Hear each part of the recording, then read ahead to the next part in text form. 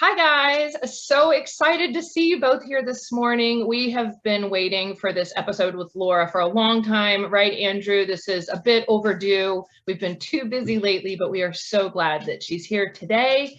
And I know folks already know who we are, so I won't spend any time introducing us. But Laura, would you introduce yourself to everyone for those who may not be familiar with your work because they've been living in a hole? Sure. Yes. Hi, everybody. I'm Laura Donaldson, and I am a full-time behavior consultant. I live in Ithaca, New York, in the beautiful Finger Lakes region. I'm retired. I'm a professor emeritus from Cornell University, and I spent 30 years as an academic, now recovering finally. So maybe as a good way to segue into our conversation, I usually begin with my story, right?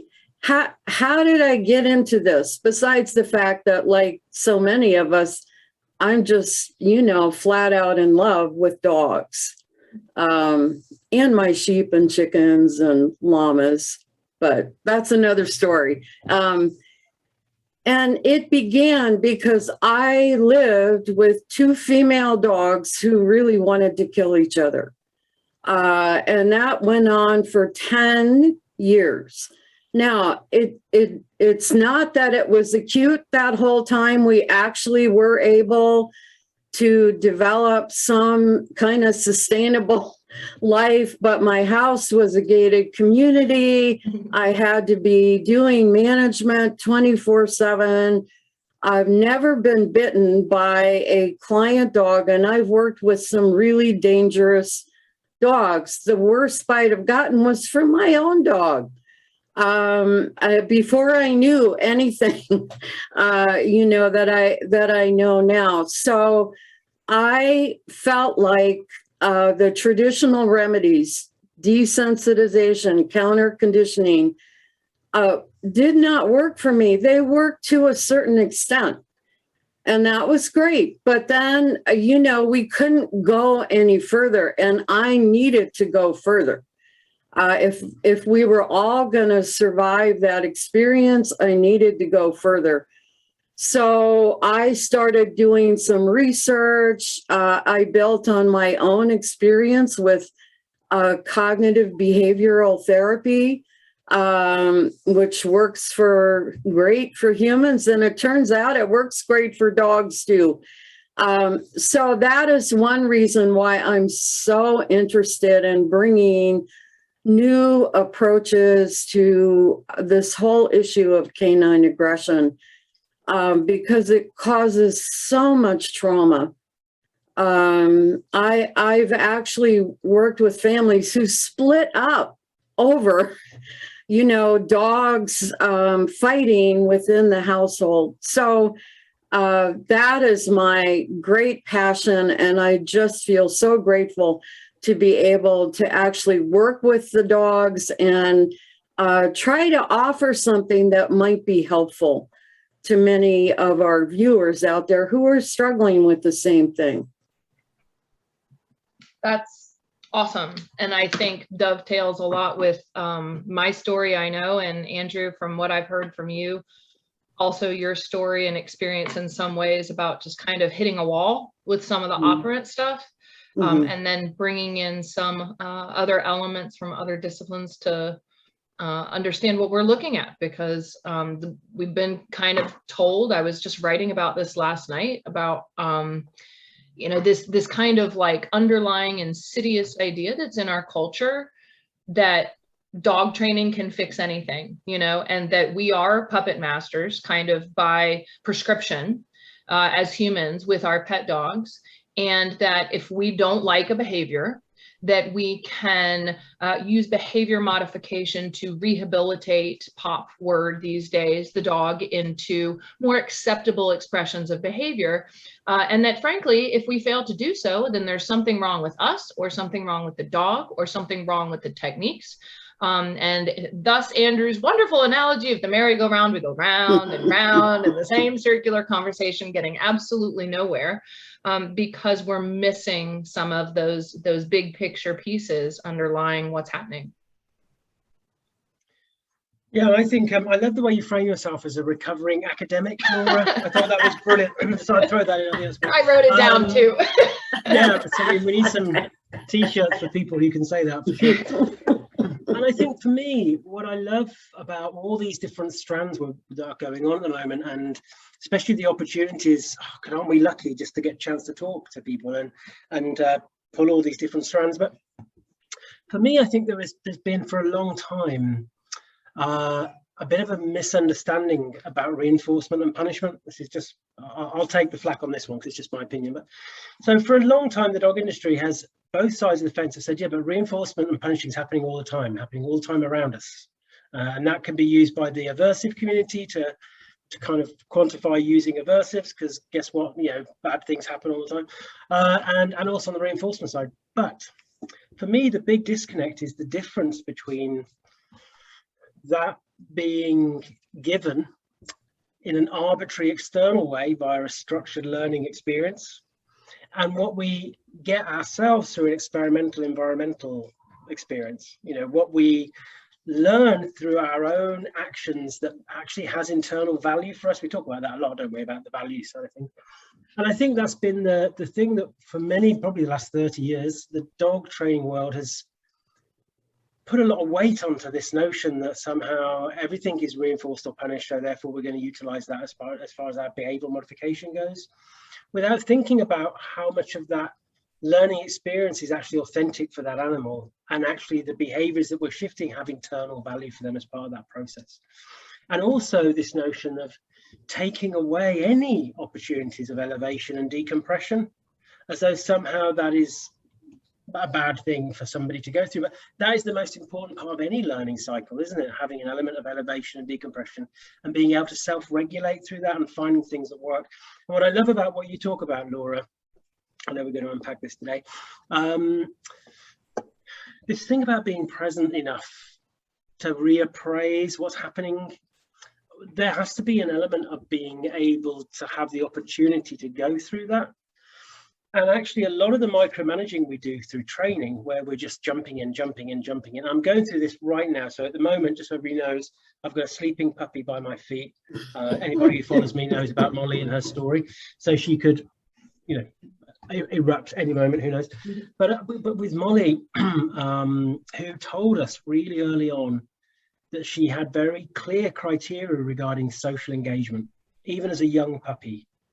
And we had to learn that from her, and we've had to expose her to social engagement opportunities in a way that was fitting her criteria, because otherwise she was likely to kind of elevate very quickly. And this is part of the reason that she got given up, because of her puppy biting that was kind of turning something more.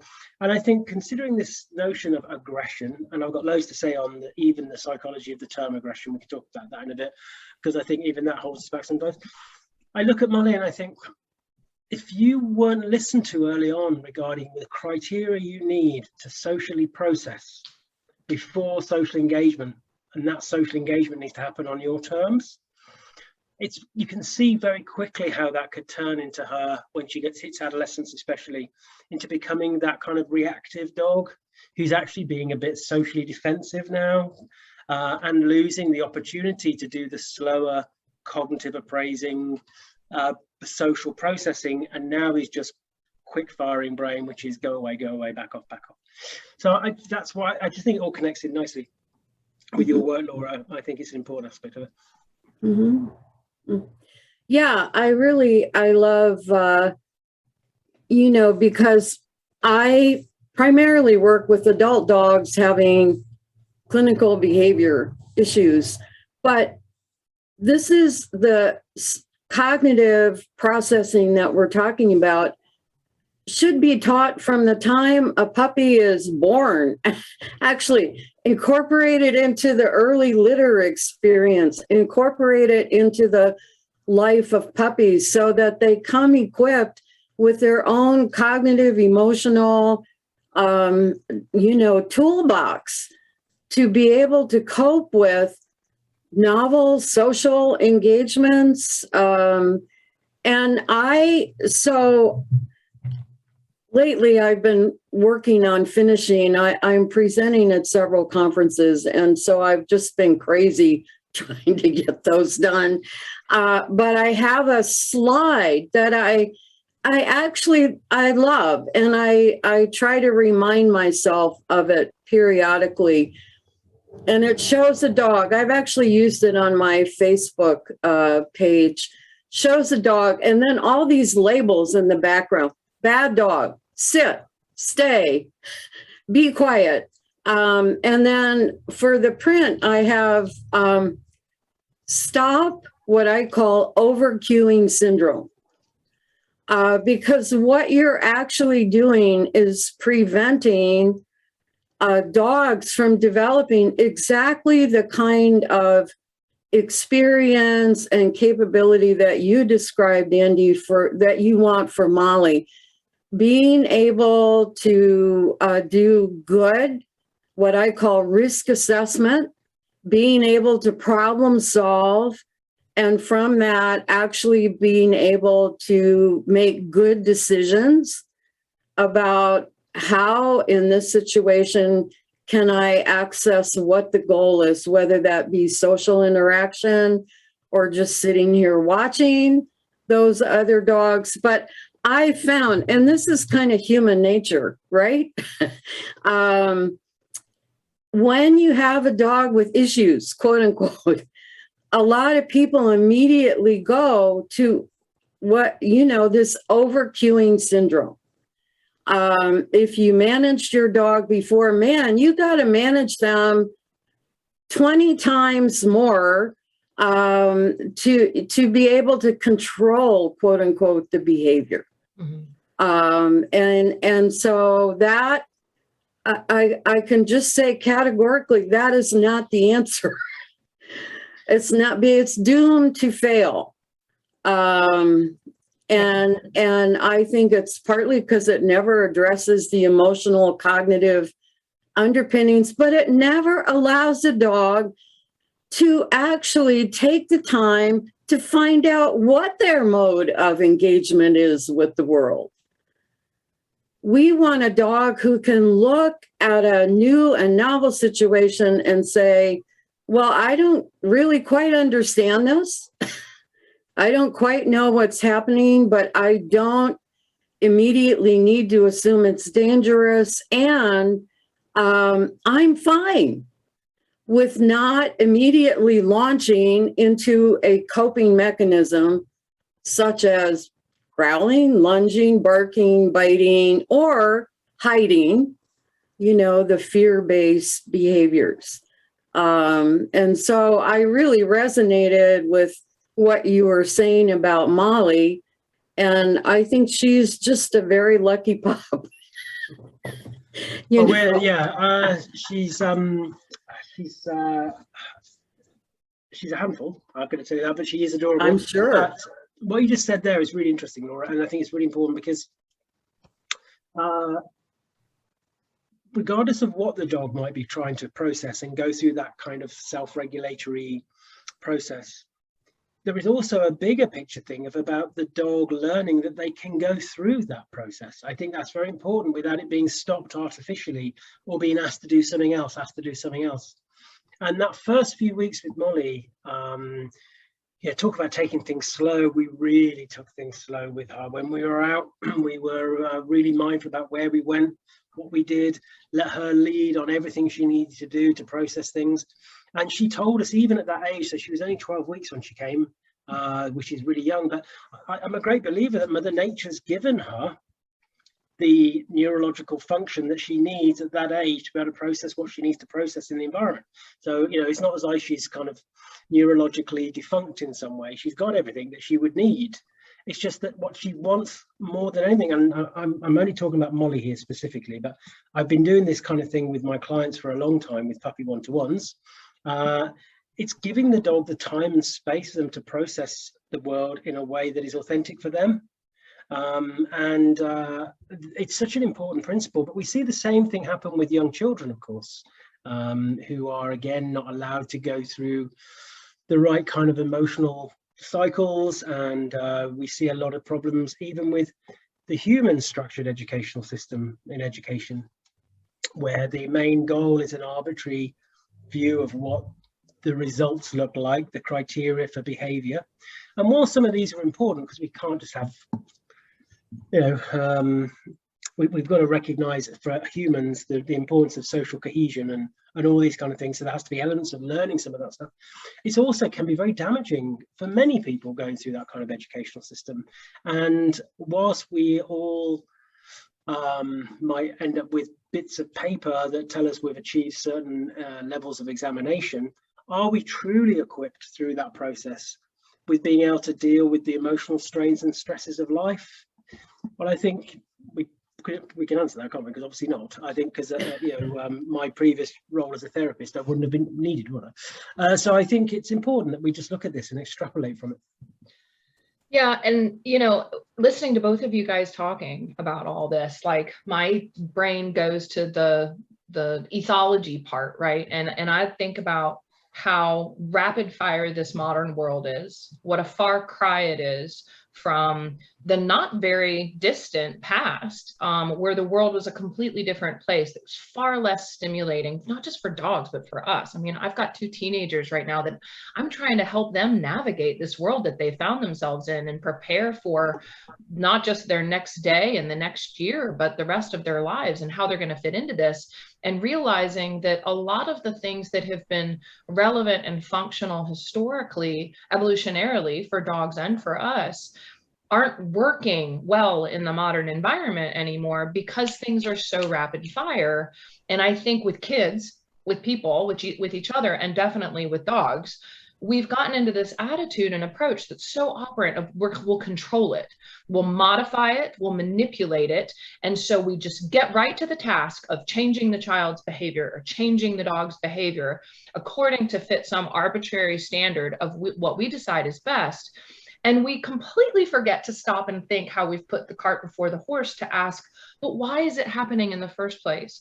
What is the function evolutionarily that would then set the dog or the kid up or the adults up for these explosive responses to circumstances that overwhelm them?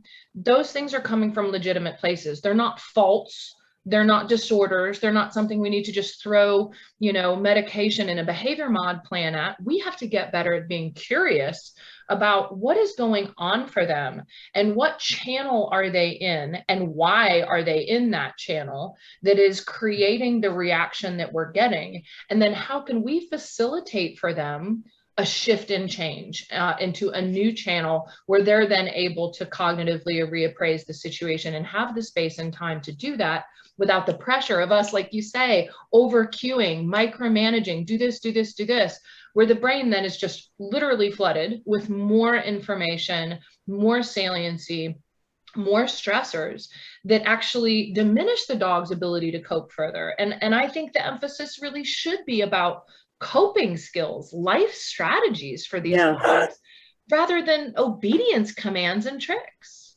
Yes. And of course, when you were talking, Kim, the first thing that came to mind was the Great Pyrenees who suffered from quote unquote confinement phobia. Right. So adopting a livestock guarding dog, having no idea who the dog is in front of you, then, and I'm sure this was a genuinely stressful situation, having the dog react very problematically to being in a crate, 10 hours a day or behind a baby gate for most of the time. I am also thinking, in order to accomplish what we all want, the field of dog training is going to have to change radically, because right now it's really more like, I'm the trainer, I come in, you give me a laundry list, right? My dog is barking, I want you to silence them. My dog is wandering, and I want you to teach her to be happy in a crate in spite of the fact that goes against all of her hardwired DNA, everything she's come into this life to do, like guard livestock. And so I think I'm actually very clear with clients. I don't do laundry lists. I really don't. If you want a laundry list, I'm not your person. But I think that kind of holistic understanding of genetics, cognition, behavior, emotion, and what's happened to the dog in their individual lifetime, like Molly, who apparently has had a full life already at 12 weeks. I think all of that has to be taken into consideration before you can even begin to come up with a good program that will meet the needs of this dog. 100%. Yeah, well, I know I'm preaching to the choir. You are, yes. And she's singing. I'm back here singing. This is why your works. This is why your work, especially your book, Kim, is really important as part of this process, because you kind of described that really well there, Laura. This notion of square pegs in round holes, right? Because that's kind of one of the magical tricks that trainers are expected to do, and we put expectations on ourselves, and yet it just ain't going to work that way. And for me, it's a big. I was speaking to a wonderful veterinary behaviorist over in the UAE, actually, over in the United Arab Emirates this morning, and she's going to be coming in to have a chat in my dog centre care group. We were talking about the big shift that needs to be made from. So in our community, our industry, we still have a big task-orientated approach, which is around kind of compliance and management and that kind of thing. That there has to be a shift, and Katrina, she was saying about the same in the veterinary profession. We've got to try and shift this to more of a care-orientated approach, because perspective is everything, right? And I think when we allow ourselves to have a perspective that is more care-orientated, it suddenly allows us to be influenced by far more disciplines like ethology and cognitive sciences and all these kind of things. And I think that's one of the most important things about what's going on at the moment. It's allowing people to shift that perspective for them. And I kind of frame it as all of us learning about how to step into the truth of another, in this case another species, which is but that's kind of what it is, isn't it? I think it's a case of thinking about these things. And when it comes to working with dogs with aggression, we've got to stop being so two-dimensional about these cases, because we are a little bit. I think even the language we put around them, without really understanding the nature of that animal's need to communicate, even if it's a need to communicate with their teeth, right? And it's something we might see as dangerous.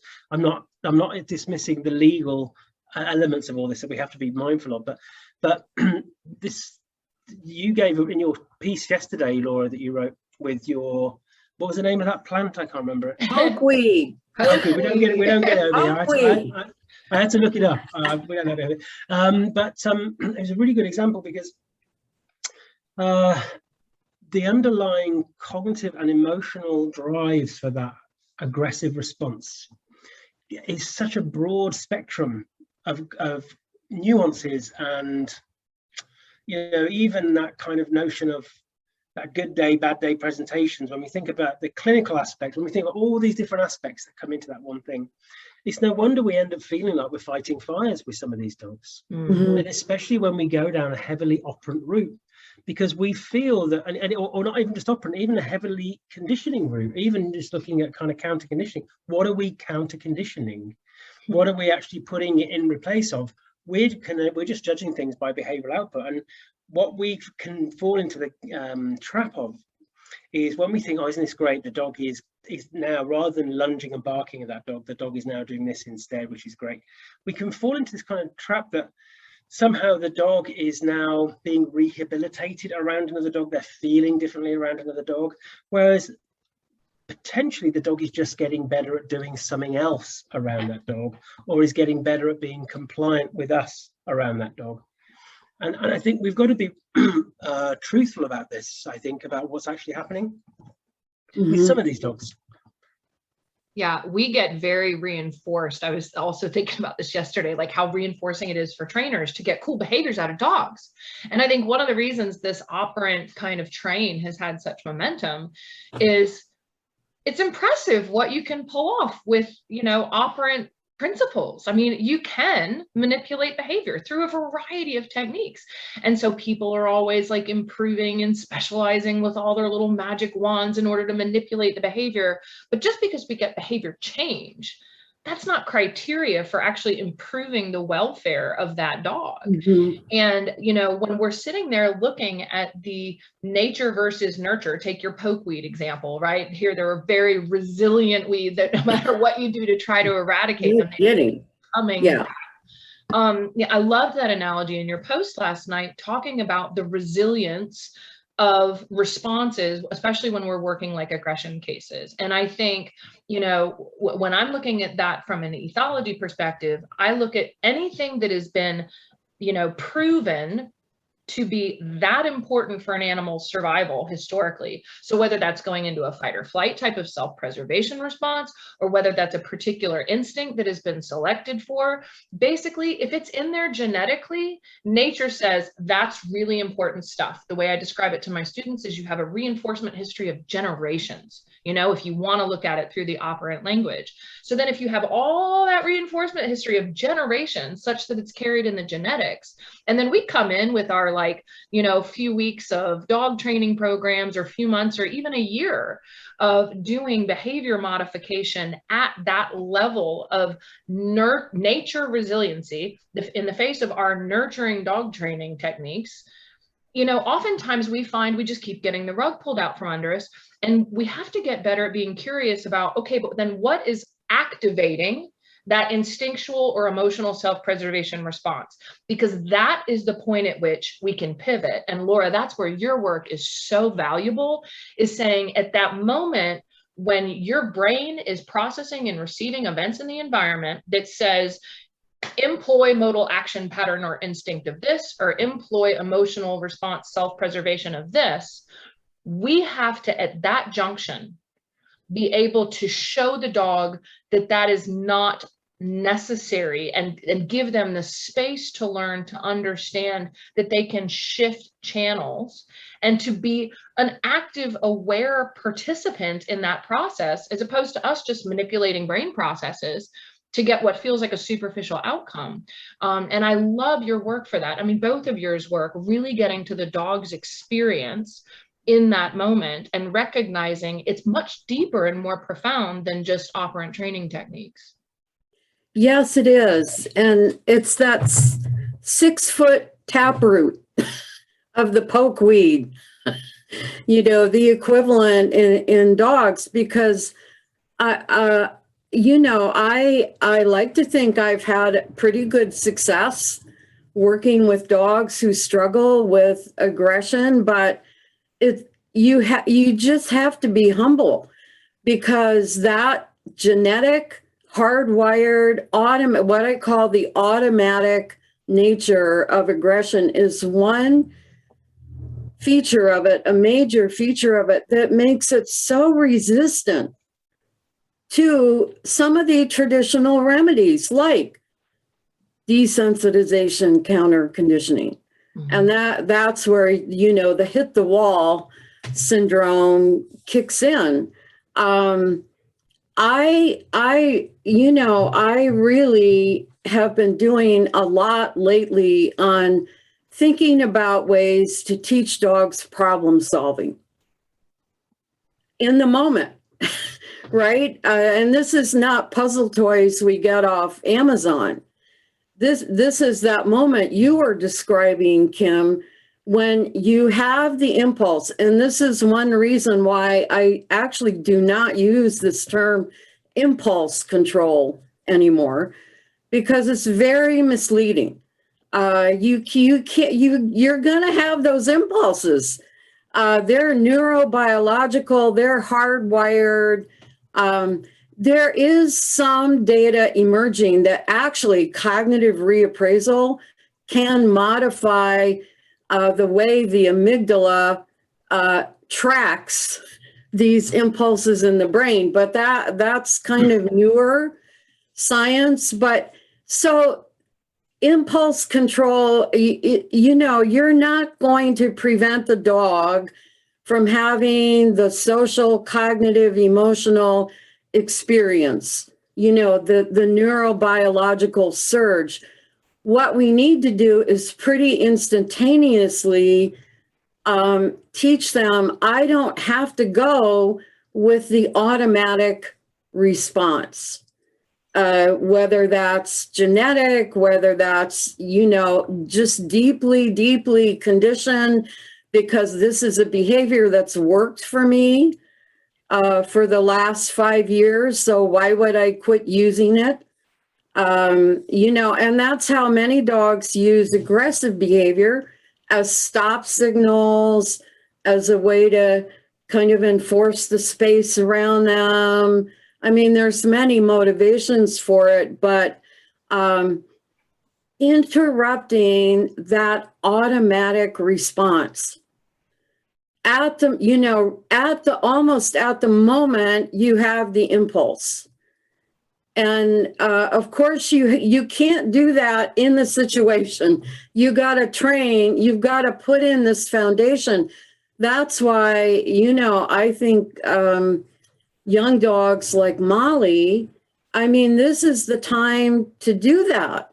And I just think, you know, in another family, I could see a totally different history for Molly, and it wouldn't be a happy one, because she would not have humans who insisted that she be able to take the time to figure out, you know, what her response is going to be, to take the time to let her think and process. But that issue of problem solving, that I really think is important. And I'm increasingly thinking it's more important, because that is the concrete day-to-day way that, you know, I can be working with someone and really transmitting some of this, you know, some of this knowledge or, you know, insight to help them make their lives better, and more particularly their dog's life better. And it doesn't have anything to do with over-cueing syndrome. I think the big thing that underpins all this is this notion of time and space, isn't it? About not just time in the moment, and not just space, physical space, but the head space, the capacity to. Because I think back to working with people with anger management issues, for example, who are, well, you know, almost exclusively with what I've worked with, so I can't say everybody, but were really lovely, kind, connected people until that moment. And then after that moment, they would go back to being really kind, they'd be very remorseful. You know, it's that difficult moment with that elevation. And one thing we've got to think about with a lot of dogs who are, you know, behave in the way that we think with aggression or reactivity, we've got to remember the reflexive nature of a lot of these behaviors. You know, they're not planning ahead here. They're not, they're just doing in the moment. And they're not even having access themselves. So they're self-handicapping a lot of the time by being in that quick reaction state. And I find when, and I agree with you, Laura, I think for me, I want to find out from the dogs, away from the triggers that are the ones that are most difficult, how they would normally go through a self-regulatory process in other ways, and especially the way that they process the environment, how they do things in the environment. And so the first thing with many clients is getting them just to slow down with how they are dealing with their dog in the first place, because we've got to unwrap this dog by giving them the chance to say, okay, we're just going to kind of set things up for you now, so that nervous system can just back down a little bit, and you can start to have this headspace to process things properly. And then you kind of build up from there. And it's very similar to how working with people with anger management issues, the same kind of thing. You know, it's a case of thinking about things in a smaller way, building up the opportunities for them to be able to catch that moment earlier. And it's very similar to what you're saying there, Laura, when working with some of these dogs. It's giving them opportunities, often away from those core triggers, actually. Yeah. That's something else within our industry. We don't think, like, dog's got a dog problem, therefore let's introduce some dogs. We maybe introduce the dogs at a distance or whatever. But actually with many of my clients now, it could be several sessions down the line before we even think about another dog, because there's so much to learn from this dog already, and trying to get them to recognize, oh, hang on, in these contexts, I can have more time to process and reevaluate. Right. And then to learn from them what those innate things are. And a big thing I've noticed, and again, this is just anecdotal, is how much orientational movement comes in as part of that problem solution for them. So they're like, well, actually, I'm just going to shift over here. I'm going to move over there. And I think this is another big problem, of course, because with dogs on leads a lot, dogs in environments where they don't have exit strategies that come to mind straight away. So I think that we've just got to learn all those things from the doggies. And even Molly at her age, so she's going to be 5 months tomorrow, so she's growing up very quickly. But even in this couple of months that we've had her, she's already got loads to tell us, loads. And she's coming on leaps and bounds by having that. And even things like pulling on the lead, we don't have that. Why? Because she has enough lead to be able to mooch around and process the environment. She doesn't have to feel she's got to keep keeping up with us. We're not putting into environments which are already triggering that nervous system, which is creating that kind of somatic response all the time. So I think slow is the way to go. But you know, Andy, as I'm listening to you, I don't want to open a rabbit hole for us to, we're probably already down in it, but you know, anyway. Kim and I went down that age. Too late. Yeah, we're right down. But I just think about some of the foundational pieces of exactly what's preventing, you know, what you're describing. And I see two huge obstacles that need to be addressed. I mean, we can't do this individually. Maybe we can in some ways.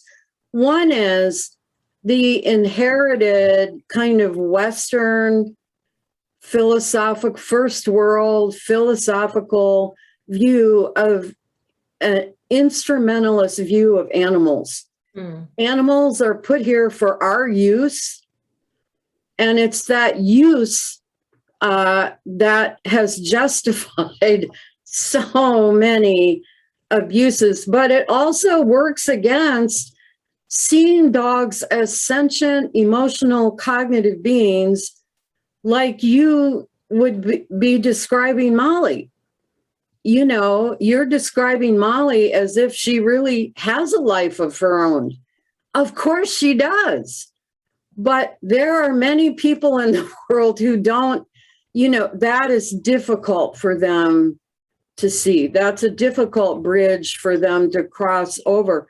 The second obstacle I see is almost the flip side of that. And that is, it's another form of instrumentalism, and that is turning dogs into a mirror image of ourselves. So if I have a deficiency in my life, my dog is going to fill in. It's kind of requiring them to do a kind of emotional work that is difficult for us humans.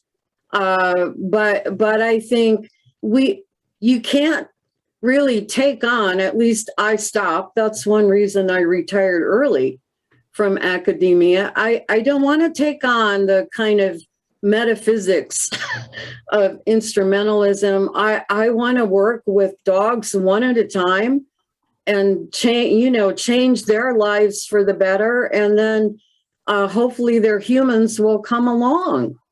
But I do think those two views keep getting in the way, right? Because I see instrumentalism as lurking behind the laundry list model of dog training.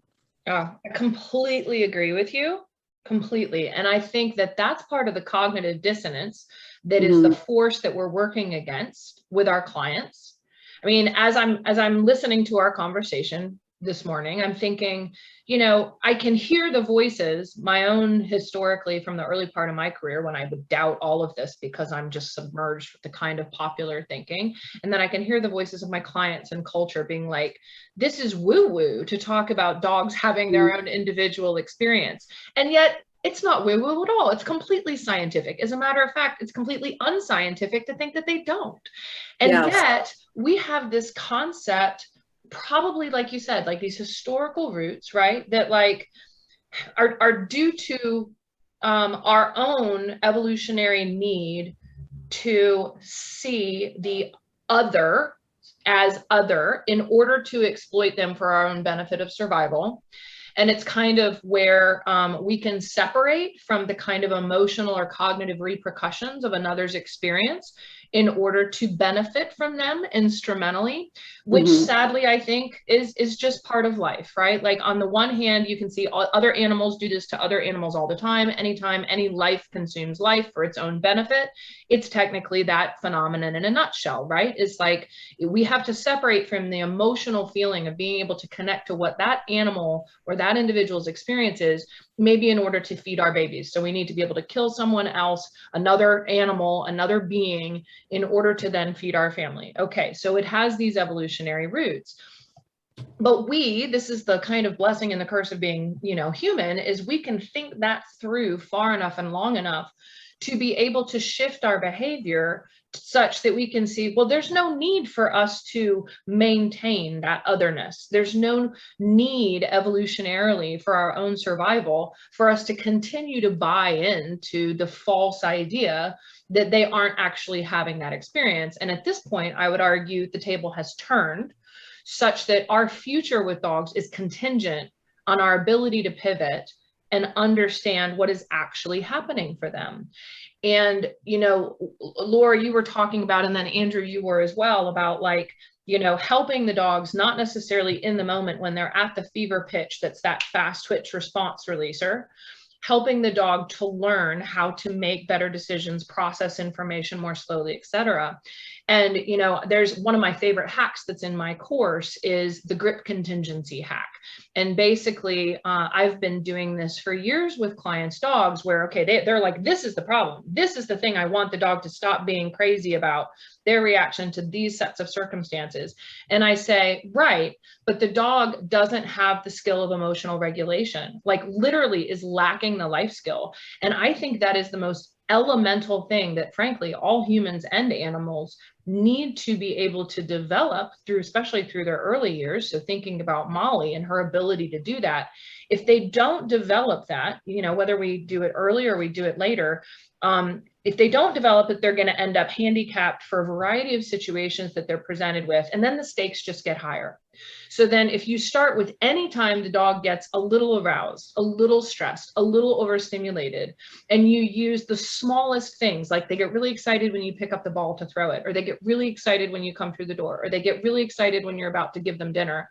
I teach clients to help the dog become regulated before that outcome happens, just so that we're working with that neuroplasticity of the brain to say, whenever you get really aroused, because the nervous system isn't discriminating between good and bad stress. So we can use excited anticipatory situations and contexts to help condition, you know, responses in a positive way that will affect, you know, things that are scarier or, you know, not so positive for the dog. If we can help the dog develop those skills that when I get stressed and aroused, okay, slow down, stop, think, regulate, shake off, walk away, you know, like you're saying, Andrew, with the agency to move around more freely. What does that animal need to do to regulate? Then that is going to be the bedrock on which we're going to be able to help them deal with those higher stakes situations. And we don't look at that. As a matter of fact, I have to say, there's a couple mantras out there in the industry right now at the top of the industry that say things like, you can't reinforce emotions. And I'm like, I think that's a massive problem that we say something like that. And I know it's meant to say, you can give a dog a treat when they're scared and you won't reinforce fear. But then people take the flip side of that implication and they think, well, then I can't reinforce a positive emotional state either. And if I'm working on something like the grip contingency with my clients' dogs, I say, I'm not even interested in any particular criteria of behavior, like whether they're in a down, whether they're in a sit, whether they yawned or shook off or, came over and, wanted some petting. I'm looking for what is regulating for this dog, what behaviors reflect the dog having shifted to a different emotional state or channel. And then that is my criteria, if you will, for then access to whatever that life goal was, whether that be relief for something or access to something. And I think we're not getting in there and working on that neuroplasticity level to help dogs learn how to switch channels. And it's a problem. That's what I call social problem solving. And to me, that's at the top of the list of urgent cognitive, emotional, behavioral life skills, habits to teach dogs. Mm-hmm. That's why in my slow thinking class, slow thinking is life-saving for dogs class, the whole thing is organized not by individual behaviors, but it's organized by processes that build on each other. So we start with relaxation, like teaching biofeedback. That, one of the life skills that I want to teach every single dog is how to take deep breaths. Because we actually know there's a lot of data to support it. That has huge cognitive benefits, mm-hmm. not to mention the relaxation mm-hmm. benefits, and then problem solving. How do we teach dogs to problem solve? And, as I said earlier, it's not just buying puzzle toys from Amazon. I mean, that could work. But I had a recent conversation with Eddie Fernandez, who I'm sure a lot of our viewers know, and talking about enrichment. And the thing is, enrichment has to be an interactive experience. You can't just give your dog a puzzle toy and then say, okay, you've learned some problem solving skills. It's got to actually be an active interaction and an ongoing process. But one of my favorite ways to start teaching this is free work. Mm-hmm. And you've had Sarah on Beyond the Operant. I love free work. It's usually used to see postural, those kind of issues. I use it to teach social problem solving. So I think there are concrete ways that people can do this in their everyday life, but the bigger goal is exactly what you are describing, to give a dog the toolbox. Mm-hmm. It has to be an authentic one for them. Yes, exactly. When we think about, you're talking about enrichment really well there, and this notion of having maybe a wooden box with little flaps and you push your nose and you do that, you have to ask yourself, for that dog, where's the real world application for what it's just done? Is there any or not? And quite often there isn't. Break into your cupboard. Break into your cupboard, exactly.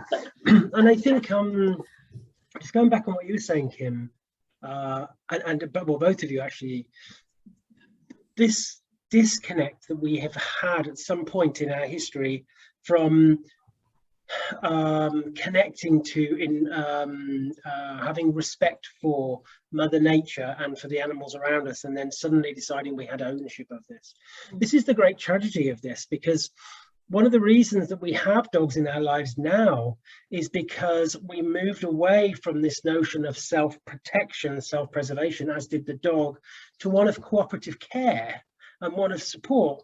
And then there's almost this contract, wasn't there, at one point in our evolution together, that if you do that job for me, doggy, I'll do this for you. And this is kind of how we go. Now, when we think about especially what's happened in its quite recent history, really, it's all been on what can they do for us Mhm. all the time regarding the behaviors they give us in regarding the expectations we put on them and how they're supposed to respond and react. And I genuinely think myself, having worked with many dogs like you, Laura, with dogs with quite challenging issues, the truth about that dog's ability to change comes from that dog.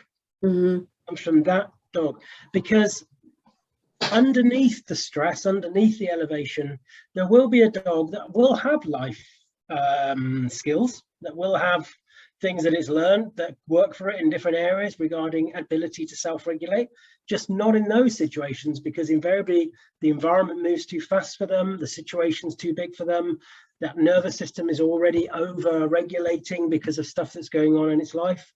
So I think the more we can start to build our toolkit around having better observational skills so that we can learn more about the individual dog. And this brings us back to free work again, of course, Laura, because when I first started doing free work up at Tilly Farm, because luckily for me, Sarah's just up the road, so which is great. A lot of people look at free work, like I say, is looking at posture and movement. And I was thinking, wow, isn't it interesting how that dog is utilizing that to be able to process those people differently? How it's key. I use the doors of the brain analogy with, if you imagine the brain has lots of little doors in it, we need more doors open for the dog to safely and calmly and rationally process.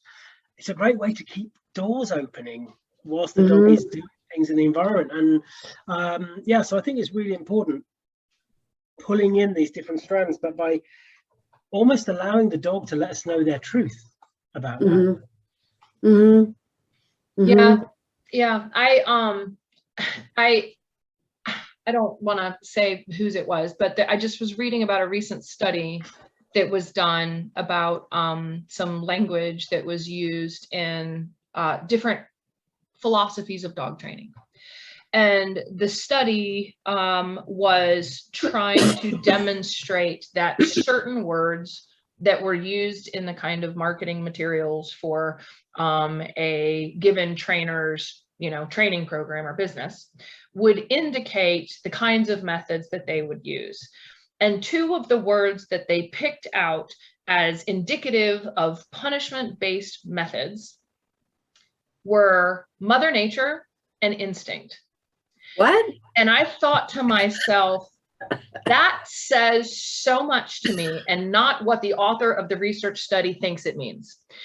What they're thinking in the research study, and it was kind of the conclusions, was these wrong terms. As a matter of fact, they even made a comment in the conclusion that instinct and Mother Nature have been proven to have nothing to do with working with dog training and behavior, and that those are just blanketly irrelevant to the conversation. And I thought, what planet are we on at this point if we think that working with dogs and dog behavior is divorced from concepts like instinct or nature?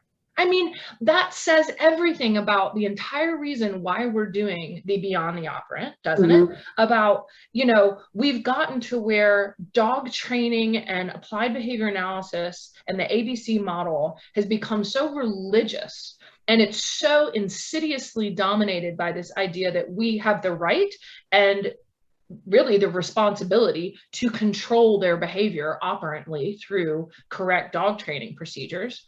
When the reality check says we have all of these biological animals with all of these instincts and affordances and capabilities, as well as limitations from all the historical selections that have found those dogs completely fish out of water and square pegs in the round hole of modern pet environments where they don't get that autonomy, and they aren't in situations where all of that relevant historical genetic information makes sense to them.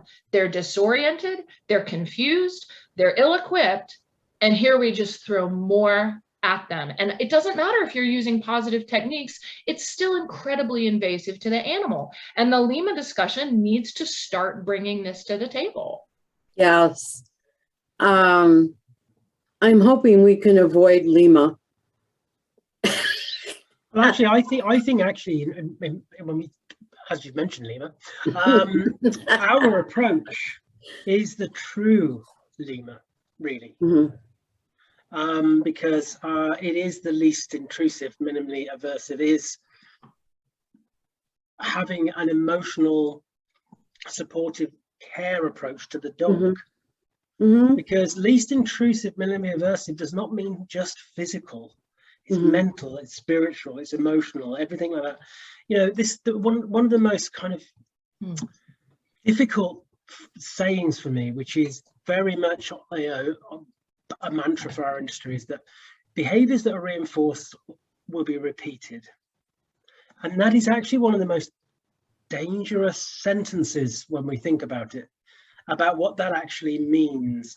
And especially in, you know, when we can think about human relationships where, you know, it's very easy to say I love you to somebody when they've done something you want them to do. So I think we have to think we've had that as our kind of siren call for so long in our industry, but we've now got to step back and think, what does it actually mean though? What is it that we're saying? And it's the difference between helping somebody else work through their truth and find solutions that are authentic for them, and us deciding what those should be. And we see that in human support as well, of course. You know, it's very easy to think with our children, with our partners, this is what you should do because, and I say that because I love you and because I think that's what's best for you, without actually stepping back and thinking, well, actually, is that what's best for them? Or is it just what I think is best for them? And none of this, what we're talking about, is well, I hope, doesn't make anybody feel uncomfortable regarding their own motivations, because like you were talking about earlier, Laura, you know, it's part of the human condition, right? It's just what we do. We're kind of designed for some of this stuff. We're just inviting everybody just to step back a little bit and to think about the authenticity of a lot of these behaviors for these wonderful animals.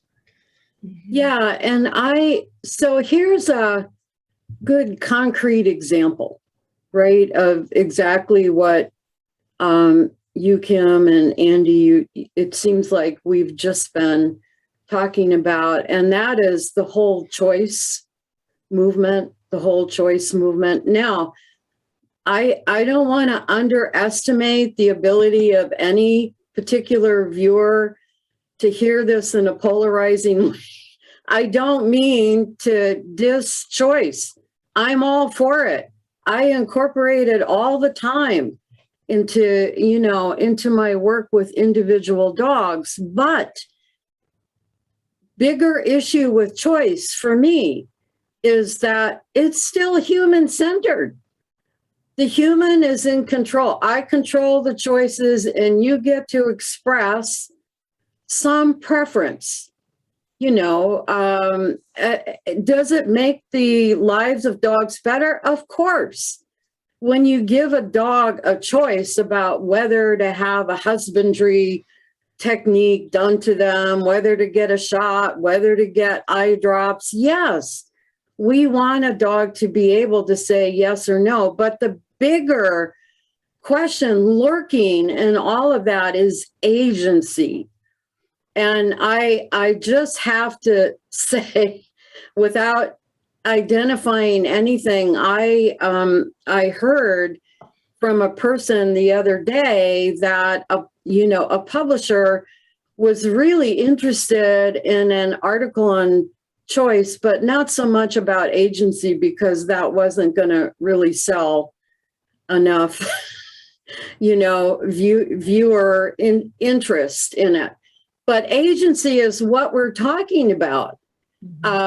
It's giving a dog the time and space to use behavior, to act on their environment, get feedback, do an assessment. Did this work or didn't this work? Did this get me the goal I wanted or didn't it? What do I need to change? And dogs do that all the time. I have a video clip of Dr. Karen Overall saying, dogs are as cognitive as we are. They have all these signs, all the signals for neurotransmitters, everything that we do. And her final phrase is, we underestimate our patients all the time. She was talking to a group of veterinarians. But, you know, choice, yes, choice is good, but it's so limiting in some ways because we humans are still in charge. And that's where you get to, is this relevant for the dog? You know, I just think I really always want to escalate that discussion when we get into choice. Well, yeah, but what I'm really interested in is agency. But to talk about agency and the way we're talking about it, you would have to really change the paradigm. And that's a pickle, because then we're asking the entire pet industry to turn upside down, right? Like, because we've marketed for years that they are for us, and you know, that it's okay to keep them in the increasingly captive situations that we have, because like us, they just want all the luxuries, and it doesn't matter that they're inside and they've lost all their agency. No one talks about that. We actually put a value on it, like we're keeping them safe, which I get, but it's also just blatantly ignoring the repercussions of losing that agency. And, you know, other things that have also been thrown out with the bathwater in the conversation about psychology with dogs are things like social relationships, you know, and I talk a lot in my course about bringing that back to the table, the idea of social currency. And, you know, the model, the example that we have that we talk about in human relationships of making deposits in the bank account so that you can make withdrawals. And like, how many of us are really making meaningful deposits in the bank account, right? So how many of us are creating a life where we give agency to these beings that we share our homes and families with in a way that's meaningful to them, that has value? And Laura, I agree with you. The superficial decision of, would you like this treat or would you like this treat? Would you like to poop on this side of the street or would you like to poop on this side of the street? It's like, oh yeah, you just put a penny in the bank account, you know, when the dog really needs these massive deposits into that social currency bank accounts and into their agency, their autonomy, their ability to make determinations with their own free will for things that they're doing. Does that mean that they don't need our guidance in some other situations where they don't find themselves equipped to make a decision? No. Sometimes we do need to say, you are totally lost in this. You have no point of reference for what's happening. Here, I'll step up to the plate and be the tour guide for 5 minutes so that you don't have to make a decision that you don't know how to handle. And we need to get better at balancing the nuances of all that stuff, because I think the whole choice movement, to your point, Laura, it's become kind of yet again another like superficial conversation that's missing the point. Well, and that whole question of agency is not just psychological. Agency is genetic. It's ethological. Yes. Like that great Pyrenees who allegedly had confinement phobia. You know, their agency is totally wrapped up in what they have been bred for centuries to do, whether or not they ever see a real life sheep or a cow. Right. Yeah. And that whole artificial selection thing, like, that is another way that we've handicapped their agency, right? Because the choice of who to reproduce with gives the animal and their genetic ancestry, their offspring, the ability to adapt to changing circumstances. Well, we've removed their reproductive agency, so they can't even adapt to the world that they found themselves in. And that's the flip side of the coin, right? Like, we've taken the individual agency for behavior and experience and psychology away from them. And then we've taken the reproductive agency away from them too. So basically the two mechanisms that nature can help an individual navigate and adapt to changing circumstances, we handicap both of them. Mm-hmm. I think underpinning a lot of this, it's just really fascinating hearing you two talk about that, because there's a couple of things there that I hadn't thought about, especially the agency of reproduction and all this kind of thing. I think it's just really important. But underpinning a lot of this, and I think this is another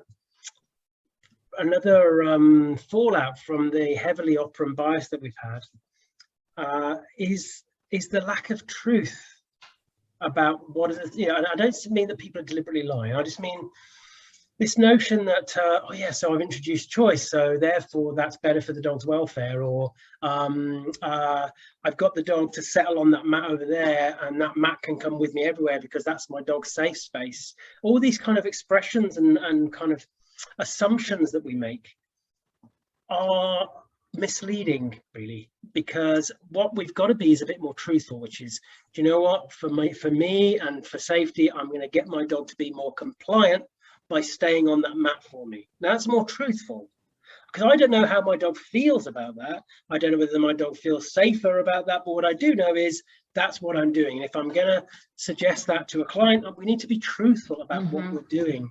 And I think this is something that has added to that bit of a pickle that we've got into, because a lot of these things have just, we've fed into this narrative that you were talking about a minute ago, Kim, because the marketeers, like you've very eloquently said in other areas, really conned onto this connection with the pet industry early on about what they could sell us, this kind of dream of what it is to have this companion and all these kind of things, which was full of untruths. And I think we've kind of continued that with our training philosophies over the last few decades as well.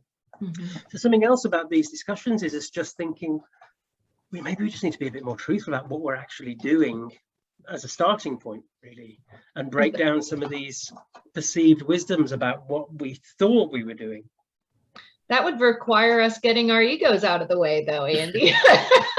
That would require us admitting we're not God and we can't control everything. So, I mean, obviously that's not going to happen.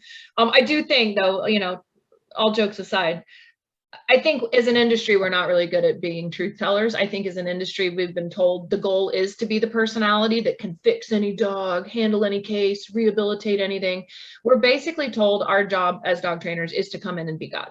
I mean, in a really basic sense. And it's part of the like weird professional guard that trainers have always had with each other. Like, oh yeah, well, I have these titles and my dogs can do this and this. And it's this big show, like of what you can pull off and change. And I think we need to start saying, and that's not that important, right? Like, that's not what we should be about.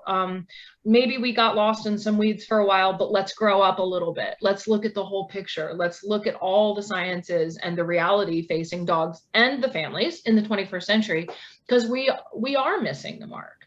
And let's eat cake. Right. For people who don't know, cake, C period A period K period E is Andy's rubric, right? Compassion, empathy. Wait a minute. You say it. I'm going to get it screwed up. Compassion, awareness, knowledge, and empathy. There you go. It's just the kind of a thing I brought around, because if we're going to think about connecting through the emotional experience, if we're going to think about being available, I love that word, because you can listen to somebody, right? You can sympathize with them. Are you truly available? That's the thing to always think about. To truly be available to the truth of another, we need to bring in cake. We just need to bring those four things, and compassion's always a good place to start, because and it's probably the only place to start, truly, if we truly want to be available to support another. So yeah, always bring cake. It's always a good thing, metaphorically and really. And I love cake, metaphorically and really. And because I'm supposed to be on another call in 5 minutes, let's take this opportunity then. Andy, you start, because we're already talking about your cake, but let's each of us just kind of like share with everybody what we currently have going on, and tell people where they can find more about our work. Right, so I've got my Facebook group, Dog Centered Care, and I'm going to be doing a couple of little things which are coming up in the next couple of months. One is an introduction to the emotional experience. It's just a little webinar. It's really simple, designed especially for caregivers, really, but for people who hear this stuff, I just want to try and think of a very simple way to kind of come in and think about what the emotional experience is. And the other thing is a short course for professionals, which is called Unpacking the Emotional Experience. Again, just looking at what does it mean for us? What does it mean for our clients? What does it mean for the dogs? With a big, heavy emphasis on the psychology of care, because that's my bag really, with signposts to some wonderful people like yourself, Kim, and Laura. So that's important. So that's what's happening. But dog centered care is where people can find out about those things when they come along. Awesome. And Laura, what you got going on? You got a big launch coming up. Yes, my course, my Thinkific course, Slow Thinking is Life-Saving for Dogs. Which I harassed her to do, by the way. Yes, she did. Yes. It's starting October 3rd, runs for 4 weeks. So you can find information about that on my website. I'm also giving a couple of conference presentations, Pet Professional Guild, Control Unleashed. So you'll see me there. And in those, I'm really honing in, talking specifically about social problem solving. Awesome. Awesome. Well, and for anyone who doesn't know too, my big course is launching on the 30th of September. And that is a self-paced course. It's a really big course covering all of the L.E.G.S, the learning environment, genetics, and self pieces that feed into dog behavior, kind of all along the lines of the stuff we were talking about today. And it's a really comprehensive course that can fill in a lot of the blanks, the background science behind why the behavior is happening in the first place. So I'm excited about it. It's the first course of its kind, and the first 50 people who took it at Wolf Park absolutely loved it, thankfully, of course. And I'm sure the next 250 that are going to be taking it starting at the end of the month will love it too. But we'll be offering a flash deal the last week right before for anyone who's been waiting for another discount to enroll. But I'm very excited about that, as well as some upcoming conferences I got going on too. APDT's this next week, and there's going to be some folks talking about the genetics bits there, like Elaine Ostrander, one of the folks who did the CanMap project years ago, marking the genetic groups. And so lots of exciting conversations happening. It sure does feel like it's a movement, doesn't it, guys? It feels like— Yes, it does. And it's about time. It is about time. And I'm so grateful for both of you. And we are going to continue to work together on our platforms and to be integrating each other's work, because it's so relevant and complementary. I love you both terribly much. And thank you for everything you're doing for dogs. Thank you, Kim. And nice to see you again, Laura. Yes. Yeah. Nice to see you guys, my favorite people. Thank you. And we'll do it again. Yes. We'll do it again. Go to your farm. Bye-bye. Bye.